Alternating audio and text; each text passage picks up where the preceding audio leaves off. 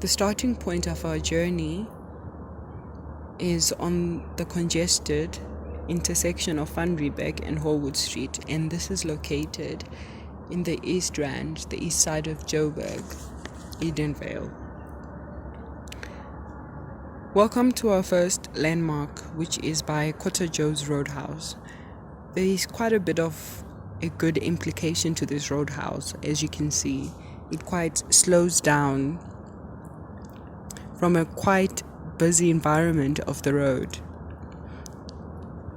As you move further up the road, you will notice an intersection that we think is the most important of Van Riebeck Street.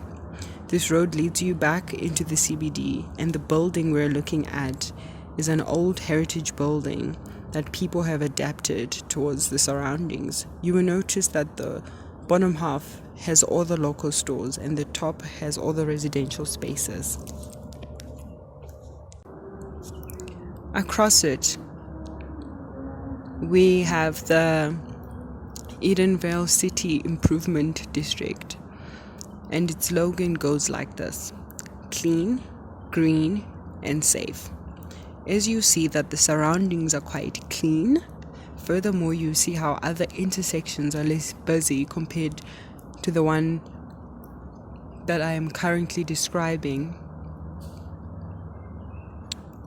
Further down the street, you will see a little slip road that directs you to the stores that have their own parking space and also reduces the congestion of the street.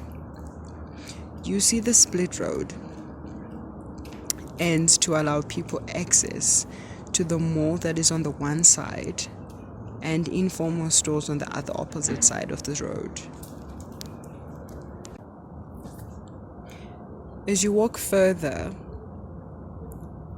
you reach a corner street, and this is corner 3rd Street and Van Riebeck, and you notice a change in pedestrian walkways. The walkways change from being small to be much larger walkways. And as you walk further up, you will bump into the bakery. It is a bakery store which has been on the street for quite a long time. It is one of the other historical buildings that you encounter on this street. The street that comes out from the bakery again changes from a two-way to a one-way street to accommodate for parking. As you engage into this little street, you will notice that it has a culture of its own, as if it's its own country. And it somehow manages to tie back to the culture that is celebrated on Van Riebeck Street. The street tends to be a bit quieter. You will notice that there's a lot more detail in the architecture. Very foreign, more Roman era type of architecture. The shops are a lot more formal, and it's more cultural and diverse. You will notice an antique toy store located at the very end of the street, owned by a retired British man. I would advise that you really go inside. You will be amazed by the amount of vintage toy car collection that he has. As you go further up the road, you will notice a wide variety of celebrated culture within the restaurants. This is inclusive of the employees and employers. You also notice another split road further up that acts very similarly to the first one introduced. This concludes the end of our journey on Van Riebeck Street. And you will notice government buildings that occupy the end of our journey.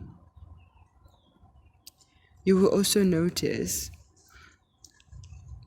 government buildings such as home affairs, you also notice a huge variety of residential spaces, such as townhouses and flats. There's a street adjacent to Van Riebeck Street called 8th Avenue that is a very good contrast to it. It's less noisy, and you will bump into religious spaces that require less noise, such as the church on corner 8th and 3rd Street. You also notice that this street is more fenced compared to Van Riebeck Street, which is more open and busy. You also notice the smaller walkways compared to Van Riebeck Street. Van Riebeck Street has much larger walkways, and this street is a lot more private compared to Van Riebeck, which is much open and busy and full of people and life. So for our very last landmark on this journey, as we conclude, is a little Italian cafe which is located still on the street adjacent to Van Riebeck, which is 8th Avenue, where we have a little chat with one of the shop owners, and he expresses to us the differences between these two streets, and he mentions that the differences is the change of how you move from a quite busy space into a more quieter space, and how us as a new generation need to implicate this idea of change, changing our society, changing our spaces, changing how we speak to people, etc. The end.